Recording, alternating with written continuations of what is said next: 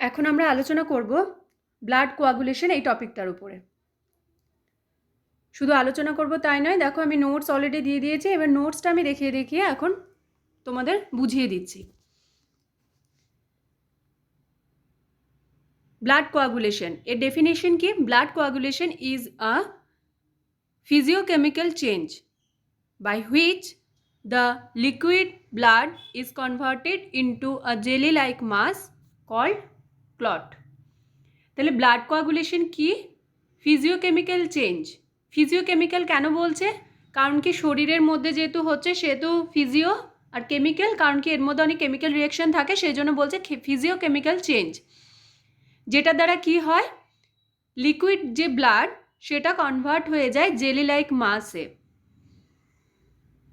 কেন হতে হয় এটা? কারণ ব্লিডিংটা বন্ধ করার জন্য ওই জেলি লাইক মাসের মতো যে তৈরি হয় তার দ্বারা ওই ব্লাড ভেসেলটা রিপেয়ার করা হয়।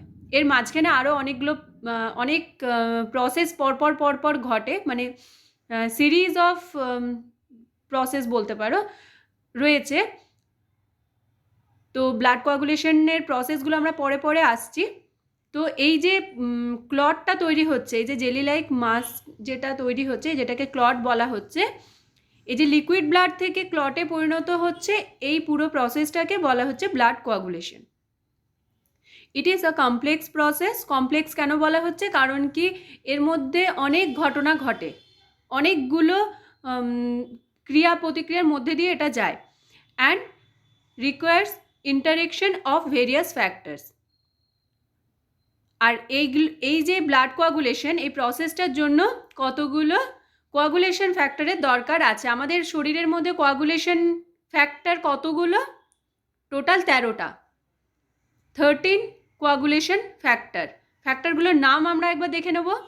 ফ্যাক্টর 1 হচ্ছে ফিব্রিনোজেন, ফ্যাক্টর 2 হচ্ছে প্রথমবিন, ফ্যাক্টর 3 হচ্ছে টিস্যু থ্রম্বোপ্লাস্টিন, ফ্যাক্টর 4 হচ্ছে ক্যালসিয়াম আয়ন, ফ্যাক্টর 5 হচ্ছে প্রো অ্যাসিলারিন,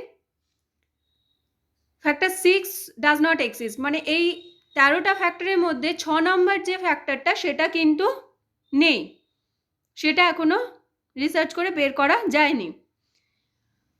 তারপরে দেখো factor 7 proconvertin, factor 8 anti hemophilic globulin, factor 9 Christmas factor, factor 10 Stuart Prower factor, factor 11 plasma thromboplastin antecedent, factor 12 Hageman factor, factor 13 fibrin stabilising factor. এই ফ্যাক্টরগুলো কিন্তু খুব important, এগুলো 13টাই ভালোভাবে মুখস্থ করতে হবে। দেখো সাইডে আমরা বাংলায় কিছু কথা লিখে রেখেছি, এটা শুধুমাত্র এই ফ্যাক্টরগুলোর নামগুলো গুলিয়ে যায়, 1 নাম্বারটা কি 2 নাম্বারটা কি এটা গুলিয়ে যায় বলে আমরা দেখো পাশাপাশি লিখে রেখেছি। ফিব্রিনোজেন, প্রথমবিন, টিস্যু থ্রম্বোপ্লাস্টিন, এগুলোকে মনে রাখার জন্য ওই ফার্স্টে যে অক্ষরটা আছে সেটা দিয়ে একটা বাংলায় কথা কবিতার মতো বলা হয়, যেমন ফ্রক পরে তোর কাকি। এখানে দেখো ফ্রক মানে হচ্ছে ফিব্রিনোজেন, প্রথমবিন হচ্ছে পরে, টিস্যু থ্রম্বোপ্লাস্টিন হচ্ছে মানে তোর টি দিয়ে যেহেতু টিস্যুটা আসছে সেহেতু ক্যালসিয়াম আয়ন, এটা কাকি বলছে। প্রো অ্যাসিলারিন, এই প্রো অ্যাসিলারিনটার আরেকটা নাম আছে ল্যাবাইল ফ্যাক্টর। এখানে লেখা নেই, তোমরা শুনে নাও, লাফিয়ে, ওখানে পাশে লেখো লাফিয়ে। 6 তো নেই, 7 হচ্ছে প্রো কনভার্টিন, মানে এখানে লাফিয়ে পড়ে আমার কোলে, মানে পড়েতে দেখো প্রো কনভার্টিন আসছে, আমার হচ্ছে অ্যান্টি হিমোফিলিক গ্লোবিউলিন, ঠিক আছে, আর কোলে মানে সি দিয়ে এই ক্রিসমাস ফ্যাক্টর। সুখ পেয়ে হেসে ফেললো, সুখ মানে এই স্টুয়ার্ট ফ্যাক্টরটাকে বলা হচ্ছে, পে মানে এই যে প্লাজমা দিয়ে পি দিয়ে যেহেতু শুরু হচ্ছে সেটা মনে রাখার জন্য, হেসে ফেললো মিন্স হেসে এই এইচ দিয়ে হাগম্যান ফ্যাক্টর, আর ফেললো মানে ফিব্রিন, মানে এই যে সামনের অক্ষরগুলো দিয়ে আমি মনে রাখতে পারবো যে হ্যাঁ পরপর কি আছে, সেটার জন্য আমরা এরকম মতো একটা কবিতা বানিয়ে নিয়েছি যাতে আমাদের নিজেদের মতো করে মনে থাকে। তবে অবশ্যই বলবো এটা কিন্তু কখনোই পরীক্ষার সময় লিখবে না, এটা শুধুমাত্র মনে রাখার জন্য, ঠিক আছে? এরপরে আমরা চলে আসছি নোটসে আবার। These numerical names, that is factor 1, 2, etc. were given by an international committee to avoid confusion. কেন 1, 2, 3, 4 এরকম মতো করে নামকরণগুলো করা হয়েছে যাতে হচ্ছে আমাদের মানে গুলিয়ে না যায় যে কোন ফ্যাক্টরটা কিসের পরে কি, এটা যেন গুলিয়ে না যায়, তার জন্য আমাদের পরপর এই ফ্যাক্টরগুলোর এরকম নামকরণ করা হয়েছে। সেটা কে দিয়েছে না ইন্টারন্যাশনাল একটা কমিটি। এরপরে দেখো প্রসেস অফ কোয়াগুলেশন, মেন যে প্রসেসটা সেটাতে আমরা আসছি। The key step of coagulation is the conversion of fibrinogen into fibrin monomer after removal of 2 pairs of polypeptides. তাহলে মেন যে স্টেপটা কোয়াগুলেশনের সেটা হলো ফিব্রিনোজেন ফিব্রিন মোনোমারে পরিণত হবে।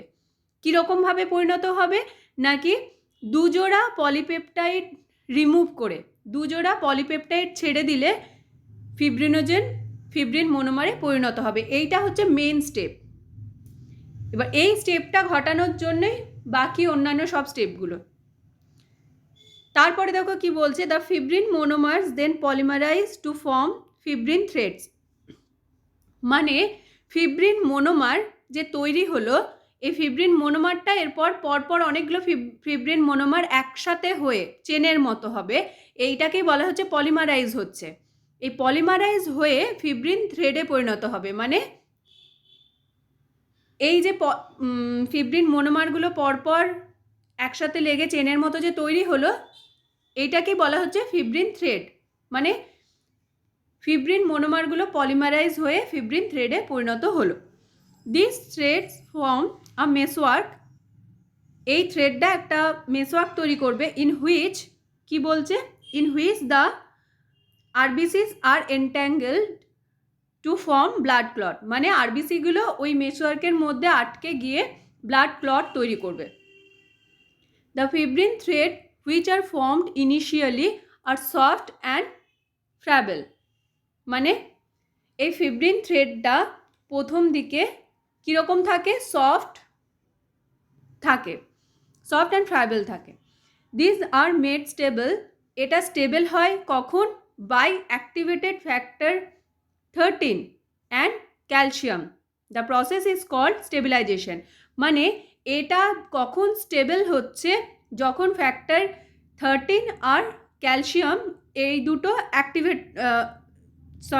ক্যালসিয়াম তো থাকছে, তার সাথে ফ্যাক্টর 13টা যখন অ্যাক্টিভেট হচ্ছে তখন হচ্ছে এই ফিব্রিন থ্রেডটা সফট থেকে স্টেবল হচ্ছে। ঠিক আছে, এই পুরো প্রসেসটাকে কি বলা হচ্ছে, stabilization. Then the clot is made form by clot retraction with the help of platelet. এরপর এই যে ক্লটটা এটা ফর্ম হচ্ছে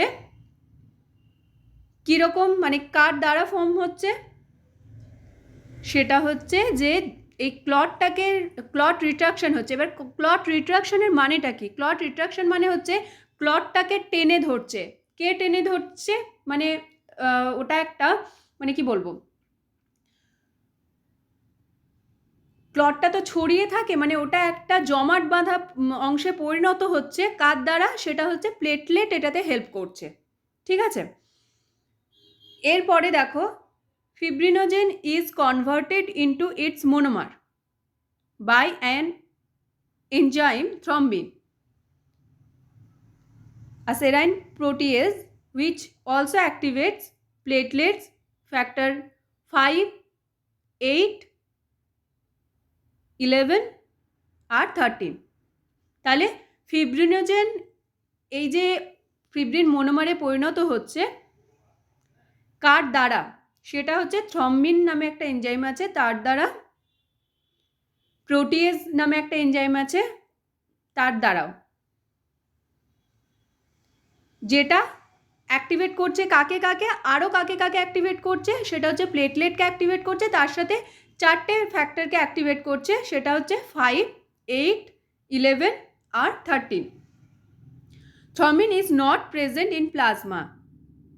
থ্রম্বিন প্লাজমার মধ্যে প্রেজেন্ট থাকে না, but is formed from its precursor prothrombin which is a plasma protein. তাহলে থ্রম্বিন যদি প্লাজমায় থাকে না, তাহলে এটা আসে কোথা থেকে? এটা হচ্ছে গিয়ে তার প্রিকারসর যে প্রথম্বিন আছে সেটা থেকে তৈরি হয়। এই যে প্রথম্বিন, এইটা প্লাজমার প্রোটিন হিসেবে ব্লাডের মধ্যে থাকে। The conversion of prothrombin to thrombin, মানে এই যে প্রথম্বিন থেকে থ্রম্বিনে পরিণত হচ্ছে তার জন্য কি দরকার? ইট রিকোয়ার্স 10A কমপ্লেক্স, মানে অ্যাক্টিভেটেড ফ্যাক্টর 10, এটা দরকার প্রথম্বিন থেকে থ্রম্বিনে পরিণত হওয়ার জন্য। Also called prothrombin activator. এই যে প্রসেসটা, এটাকে বলা হয় প্রথম্বিন অ্যাক্টিভেটার। 10A কমপ্লেক্স মানে অ্যাক্টিভেটেড 10 ফ্যাক্টর 10, এই কমপ্লেক্সটা যে তৈরি হয় can be formed by two pathways named as intrinsic and extrinsic pathways. মানে অ্যাক্টিভেটেড যে ফ্যাক্টর 10 কমপ্লেক্স আছে, এইটা তৈরি হচ্ছে দুটো পাথওয়েতে, একটা হচ্ছে ইন্ট্রিনসিক, একটা হচ্ছে এক্সট্রিনসিক। এবার এই পাথওয়েগুলো কী কী সেটা দেখে নেব। ইন্ট্রিনসিক পাথওয়েটা হচ্ছে কিসের জন্য? ডিউ টু ব্লাড ট্রমা, মানে ব্লাড ভেসেলের মধ্যে যে এন্ডোথেলিয়াম রয়েছে সেটা যে ব্রেক হয়ে গেছে, যার জন্য ব্লিডিংটা হচ্ছিল। তো এই ব্লিডিংটা, এই যে ব্লাড ভেসেলের যে ট্রমা, তার জন্য ইন্ট্রিনসিক পাথওয়েটা হচ্ছে। This is pathway which is triggered when blood comes into contact with damaged blood vessels lining, যেটাকে এন্ডোথেলিয়াম বলা হচ্ছে। তাহলে ব্লাড ভেসেলস যে লাইনিং এন্ডোথেলিয়াম যেটা, সেটা ড্যামেজ হওয়ার জন্য এই ইন্ট্রিনসিক পাথওয়েটা শুরু হয়। আর এক্সট্রিনসিক পাথওয়েটা কিসের জন্য শুরু হয়? ডিউ টু টিস্যু ট্রমা, মানে এটা কিন্তু ব্লাড ভেসেলের জন্য না, এটা টিস্যু ট্রমার জন্য এক্সট্রিনসিক পাথওয়েটা শুরু হয়। This is pathway of chemicals released from damage tissue. Tissue যখন ড্যামেজ হচ্ছে তখন সেখান থেকে যে কেমিক্যালগুলো বেরোচ্ছে, তার জন্য এক্সট্রিনসিক পাথওয়েটা শুরু হচ্ছে। এরপরে আমরা ছকটা দেখে নেব। একদিকে দেখো ইন্ট্রিনসিক পাথওয়ে এগিয়ে যাচ্ছে, একদিক থেকে এক্সট্রিনসিক পাথওয়ে এগিয়ে যাচ্ছে। আমরা জানি যে ইন্ট্রিনসিক পাথওয়ে শুরু হয় কেন? কারণ কি ব্লাড ভেসেলের যে এন্ডোথেলিয়াম সেটা যখন ব্রেক হচ্ছে, সেখানে যেহেতু ট্রমা হচ্ছে, সেহেতু ইন্ট্রিনসিক পাথওয়েটা শুরু হচ্ছে। আর এক্সট্রিনসিক পাথওয়েটা শুরু হয় যখন টিস্যু ট্রমা হয়, তখন সেখান থেকে যে কেমিক্যাল রিয়াকশনগুলো হয় সেখান থেকে এক্সট্রিনসিক পাথওয়ে শুরু হয়। তাহলে আমরা আগে দেখে নেব ইন্ট্রিনসিক পাথওয়েতে কী কীগুলো কাজে লাগছে, মানে কী কী জিনিসগুলো শুরু করছে। ওয়াটার ওয়েটেবল সারফেস, কোলাজেন, আর HWW কিনিনোজেন। HWWর ফুল ফর্মটা আমরা একবার দেখে নেব।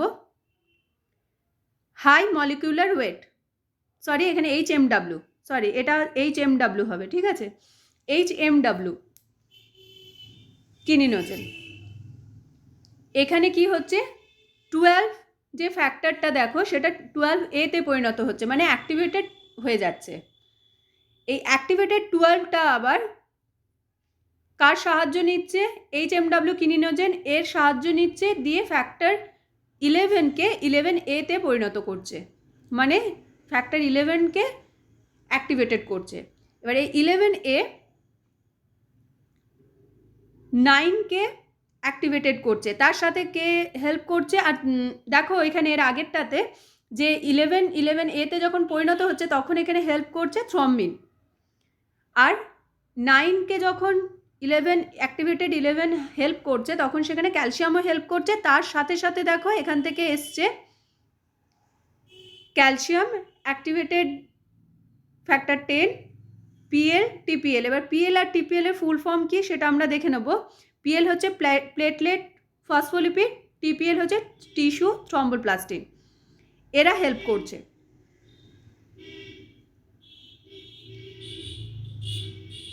এরা হেল্প করছে ফ্যাক্টর 9কে 9A-তে পরিণত করতে, এবং তার সাথে সাথে PLও থাকছে, মানে প্লেটলেট ফসফোলিপিড।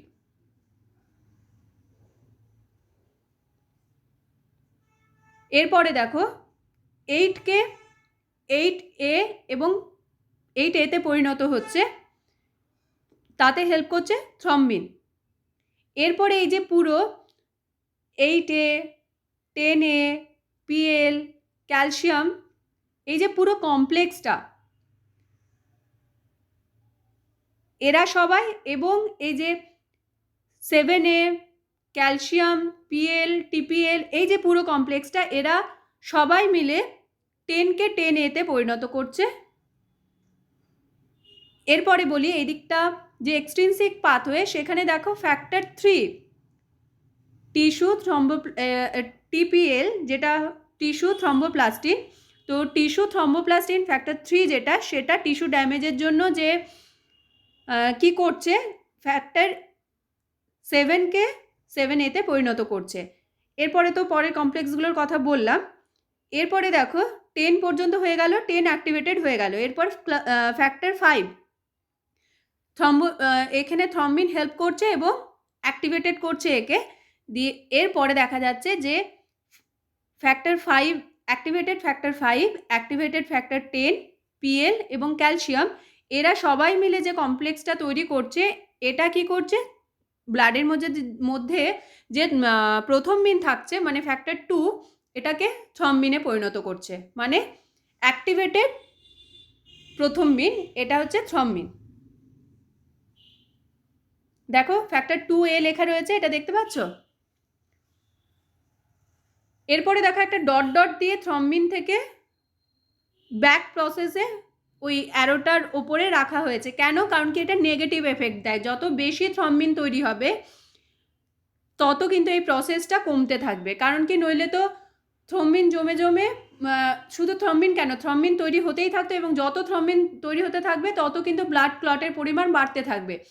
কিন্তু ব্লাড ক্লট একবার যদি তৈরি হয়ে যায় তাহলে তো রিপেয়ার হয়ে যাবে। সেই জন্য প্রথম মিন যত বেশি তৈরি হতে থাকে তত কিন্তু ওইদিকের প্রসেসটা উল্টো দিক থেকে কমতে থাকে। এখানে একটা নেগেটিভ এফেক্ট দেখা যায়। এরপরে দেখো থ্রম্বিন মানে অ্যাক্টিভেটেড ফ্যাক্টর 2, এটা কি করছে, ফিব্রিনোজেনকে ফিব্রিন মোনোমারে পরিণত করছে। ফিব্রিনোজেন হচ্ছে ফ্যাক্টর 1, ফিব্রিন মোনোমারে পরিণত করছে মানে অ্যাক্টিভেটেড ফ্যাক্টর 1-এ পরিণত করছে। এরপর ফিব্রিন মোনোমার থেকে দেখো কার কার হেল্প নিচ্ছে, অ্যাক্টিভেটেড ফ্যাক্টর 13 যেটা, সেটার হেল্প নিচ্ছে, আর ক্যালসিয়ামের হেল্প নিয়ে ফিব্রিন থ্রেড তৈরি করছে। সেখান থেকে ফিব্রিন মোনোমার মেসওয়ার্ক তৈরি হচ্ছে এবং সেখানে আরবিসি এনট্যাঙ্গেলড হয়ে গিয়ে ক্লট তৈরি করছে। ঠিক আছে। এরপরে দেখো এখানে কিছু এইগুলো বলা হয়নি, যে এ হচ্ছে যে অ্যাক্টিভেটেড, এটা বোঝানোর জন্য এটা ইউজ করা হচ্ছে। আর ডিরেক্ট যে অ্যারোটা আছে সেটা হচ্ছে স্টিমুলেট করছে, আর যেটা ডট ডট ডট ডট সেটা হচ্ছে ইনহিবিট করছে। ইনহিবিটটা কেন করছে, ইনহিবিট মানে নেগেটিভ এফেক্ট দেখা যাচ্ছে, সেটা কেন হচ্ছে আমি অলরেডি বললাম। তো তোমরা একবার পুরো ছবিটা ভালো করে দেখে নাও। এরপরও যদি বুঝতে কিছু অসুবিধা থাকে আমাকে কমেন্ট বক্সে জানিও, আমি হচ্ছে তোমাদের আরেকবার করে বোঝানোর চেষ্টা করব।